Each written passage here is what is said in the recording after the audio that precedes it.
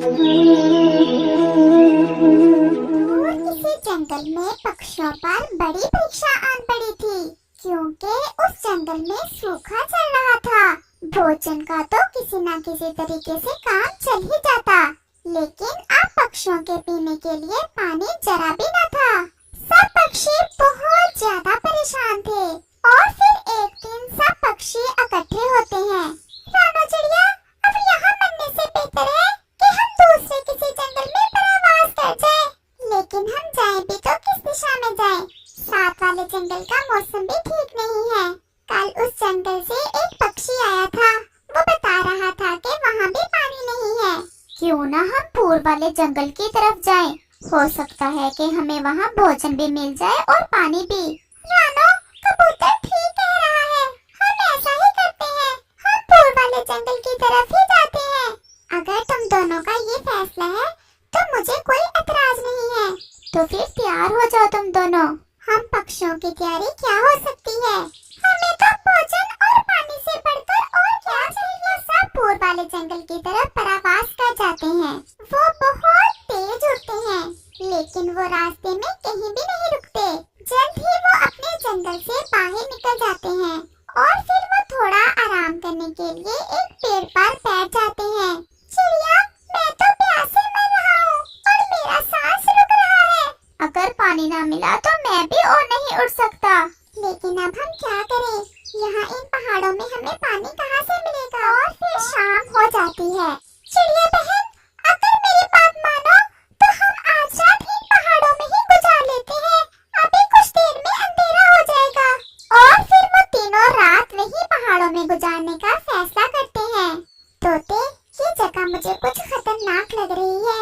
ऐसे पेड़ों पर रात गुजारने से बेहतर है कि हम वो सामने वाली गुफा में चले जाते हैं। वहाँ हम सुरक्षित रहेंगे। और फिर वो सब गुफा की तरफ चले जाते हैं। थोड़ी ही देर में रात भी हो जाती है।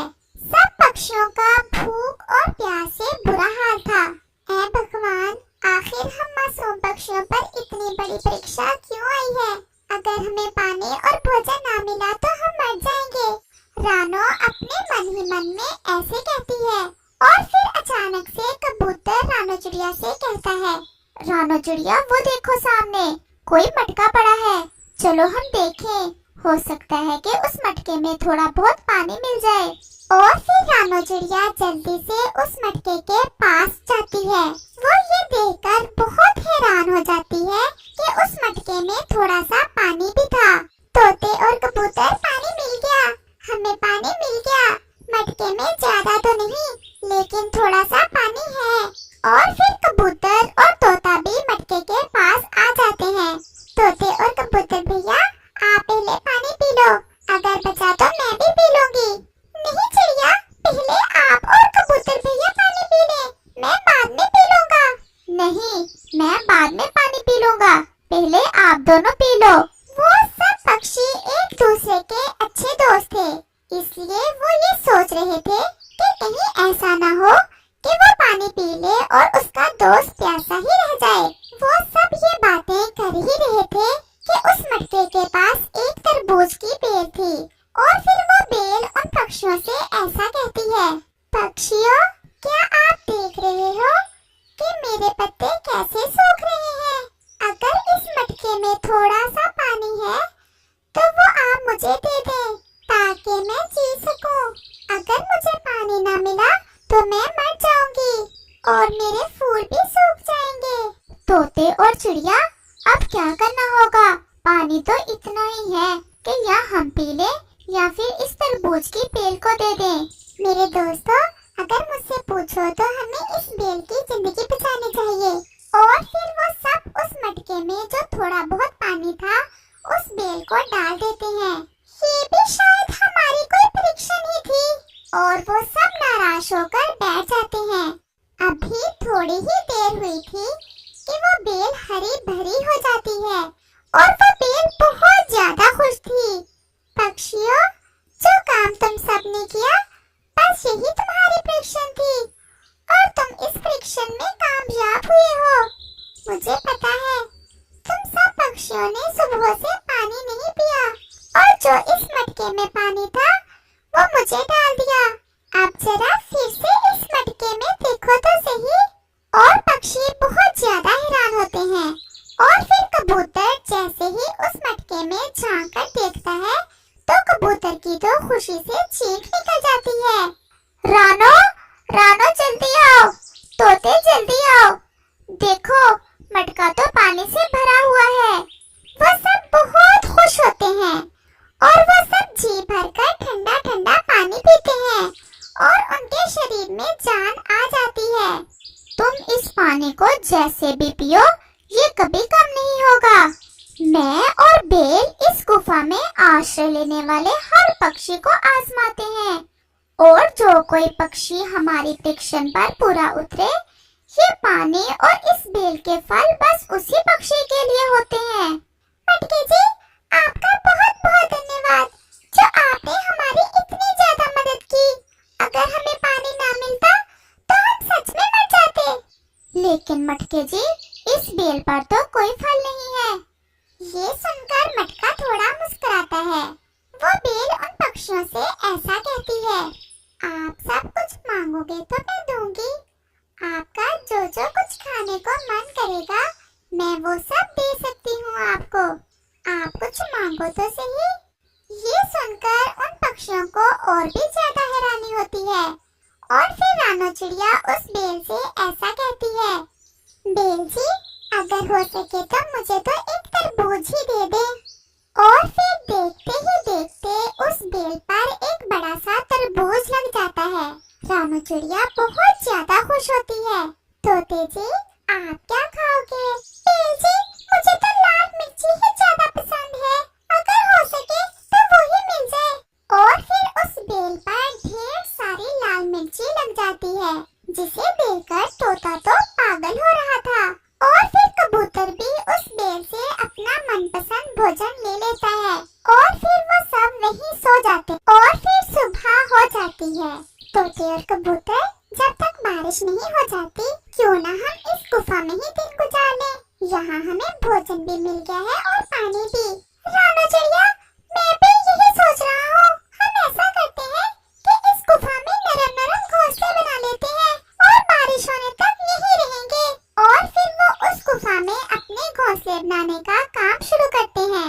वो सूखा घास लाते हैं, थोड़े सूखे पत्ते और तिनके, और फिर शाम होने से पहले पहले वो अपने लिए नरम नरम घोंसले बना लेते हैं।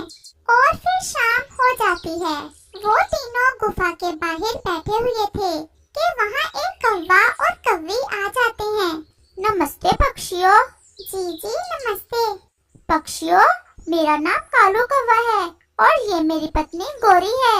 हम परावासी हैं और दूसरे जंगल जा रहे थे, लेकिन अब शाम हो गई है। क्या हम रात आपके पास गुजार सकते हैं?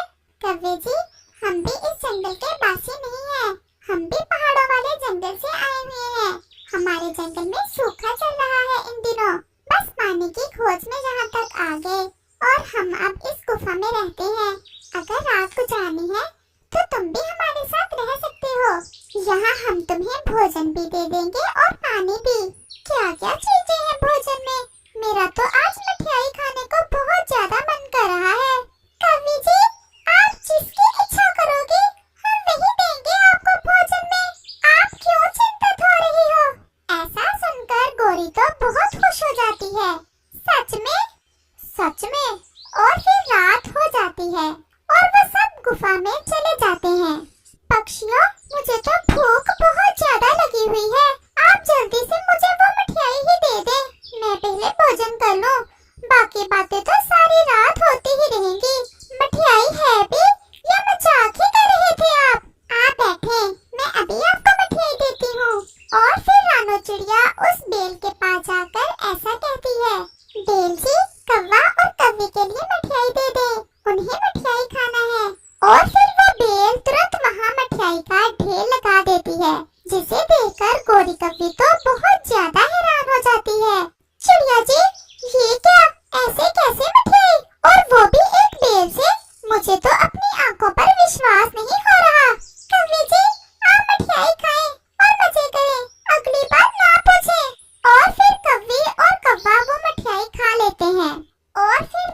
पक्षी भी भोजन कर लेते हैं और पास पड़े मटके से पानी भी पी लेते हैं और फिर वो सब सो जाते हैं।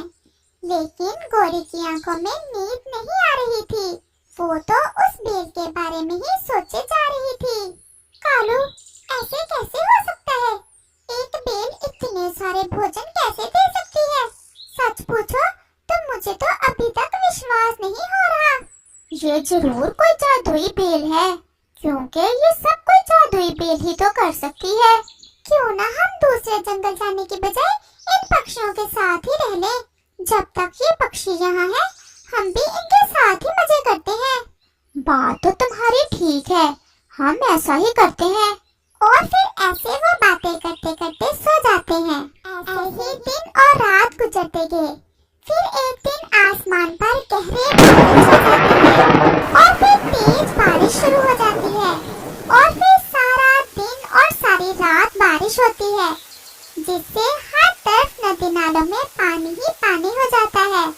अब हम सबके जाने का समय आ गया है, क्योंकि अब हमारे जंगल में पानी मिल जाएगा और भोजन भी।